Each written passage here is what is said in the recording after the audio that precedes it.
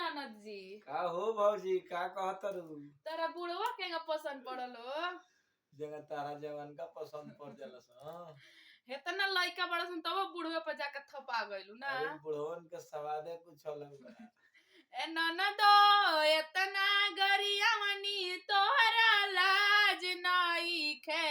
ए ननदो कैसा एतना नाज हो गरियावनी तोहरा लाज नइखे। एकरा पे नाज बा नाज लाज नहीं खे। ए ननदो बुढ़ावा भातार परल भइलु कइसे। 16 के उमरिया में फैशन देखावेलू। हम तो 14 ही बरिस पर से फैशन दिखाइले।